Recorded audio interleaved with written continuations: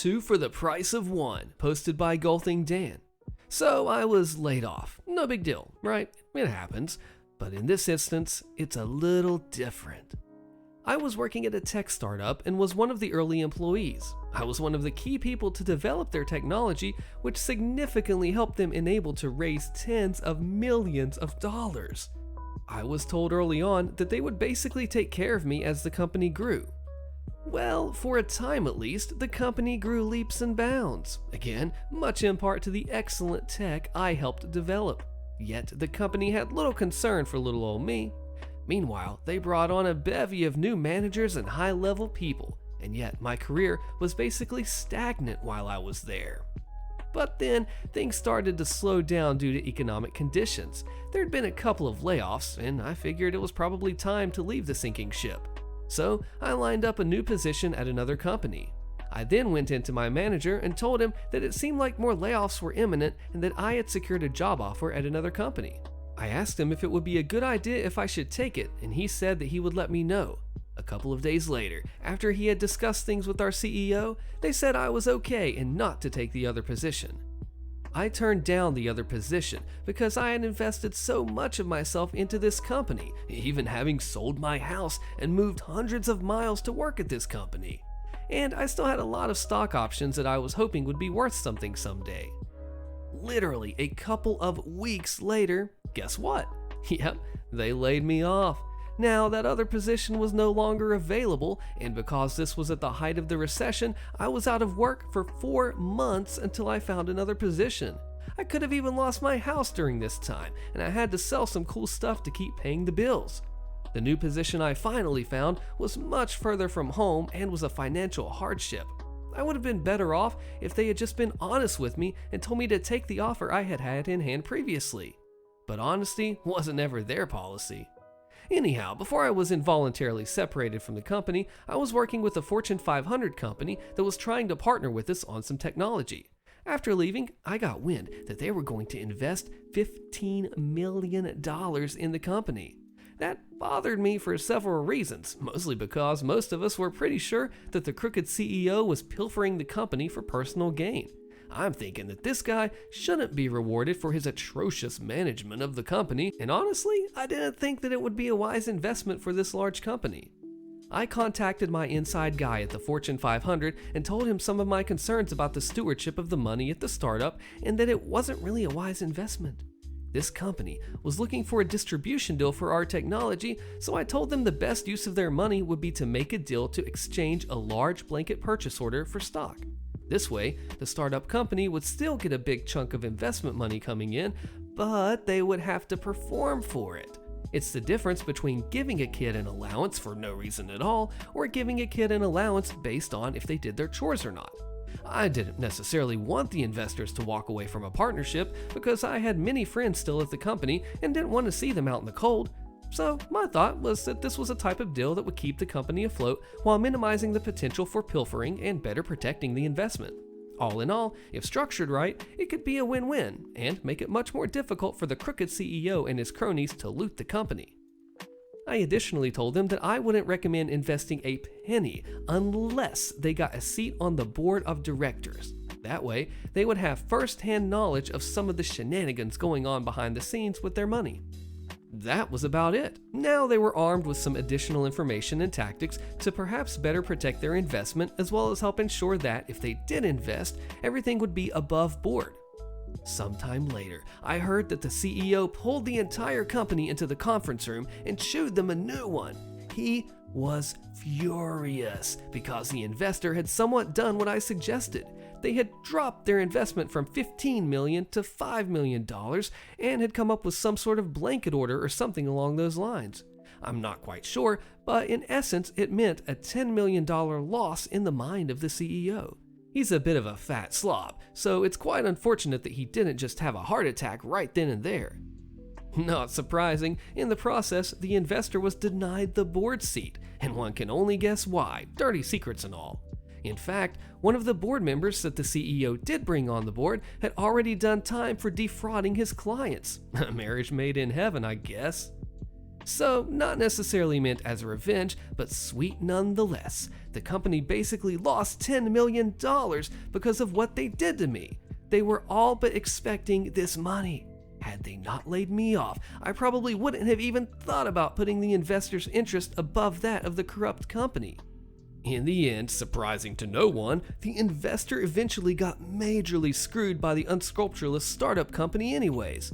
The two companies had some disagreements about their distribution agreement, and the investor ended up having to pay a major settlement to the startup company after a contentious mediation. But never fear, don't screw with the Fortune 500. As the startup company was starting to gasp its last breath, they were working on a promising deal with another company they had identified as a major potential customer, one that would put them back on the track to financial success and further line the CEO's dirty pockets. Well, the Fortune 500 company got wind of this deal, bought the other company, and then shut down the deal. That's ninja-level revenge. So, in the end, 2 nuclear revenges for the price of 1. I couldn't have been happier to hear about the karmic justice once again hitting the company. Now, the company is all but dead. All physical assets went to auction. The CEO is milking the last few dollars out of the account, but because our SEC, or Securities Exchange Commission, is all but worthless, he'll start another venture and the cycle will repeat itself. The sad thing is that the CEO, in my humble opinion, makes Elizabeth Holmes, the CEO of Theranos, look like Mother Teresa. I pray that one day they do a Netflix docuseries exposing all that went on at the mess of a company. I can guarantee you, it will be quite a hit. Oh, so that's what 2 for the price of 1 means, and it has to do with money and price. I mean, if you're losing $10 million on a deal, that's insane so much. And then to come back and have somebody ninja level revenge you when you think you're getting back up on your feet again and slap you back from under, chop your knees off, cut your legs, whatever it might be. Wow, we just got 2 for the price of 1. Way to freaking go, OP. Fire me for speaking up, enjoy going out of business, posted by LOL What Mufflers. Many years ago, I worked at an automotive repair shop that was owned by a very nasty person. This person actually had 2 shops that he ran, and the best way I can describe him was as a tyrant. Both shops had cameras, and he would watch us work from the comfort of his home.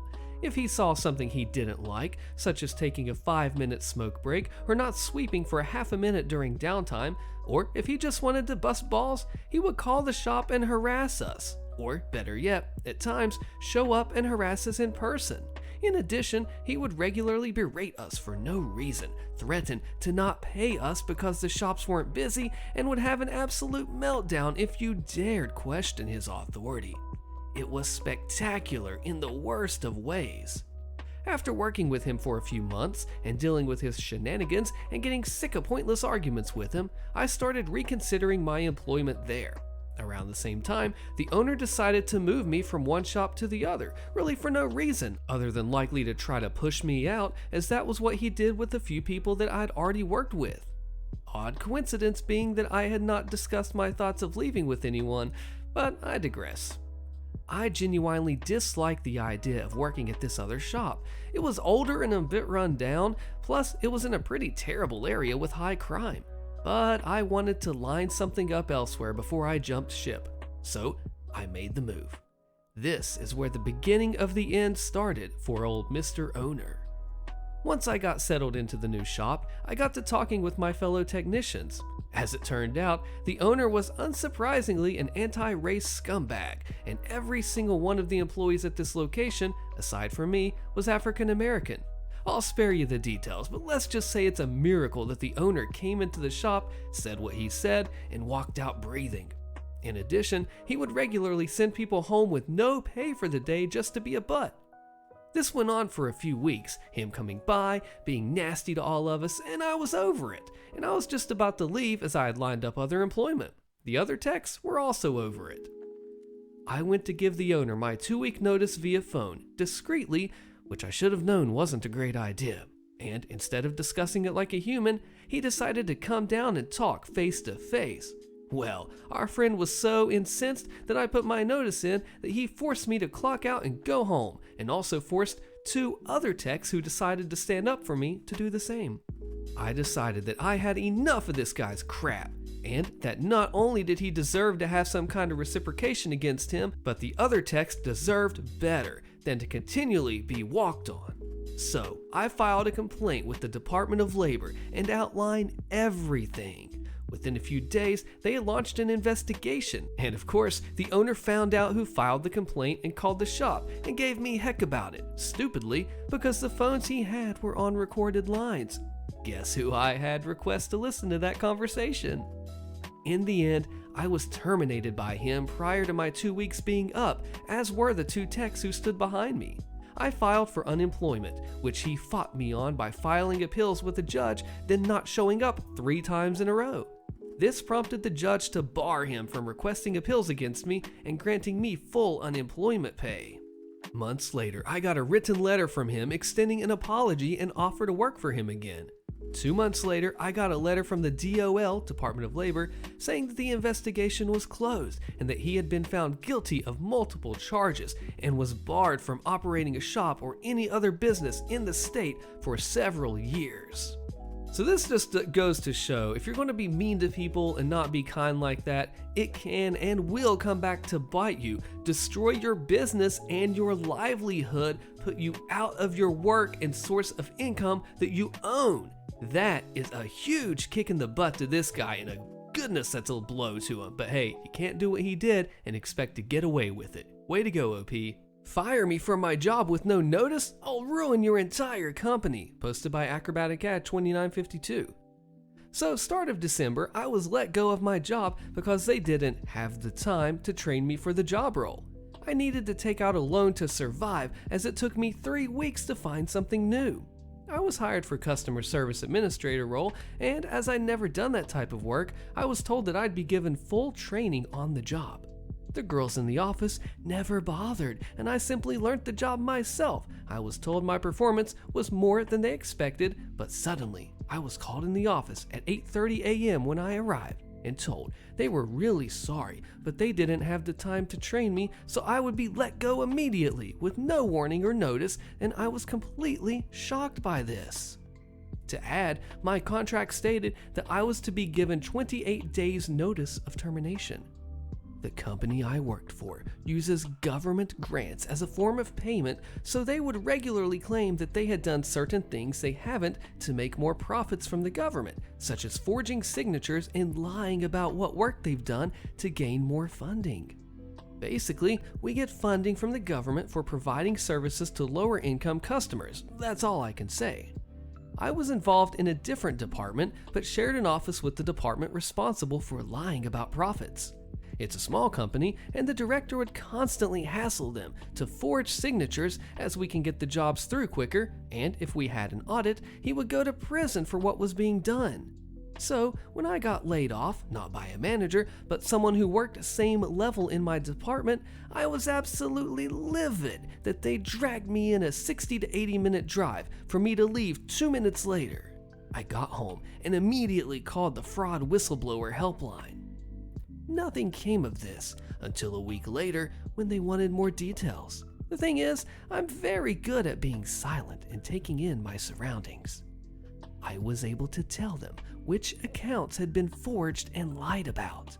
I also had considerable email evidence of what had been going on.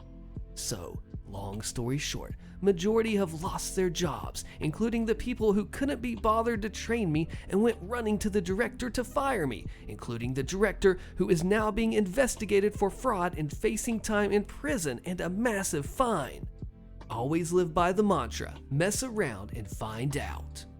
Oh, they were not ready for OP to know all this stuff and keep track of all this knowledge and stuff in his head and then actually drop the bomb whenever the time came and not just get them fired, but completely just decimate everything. Way to go, OP.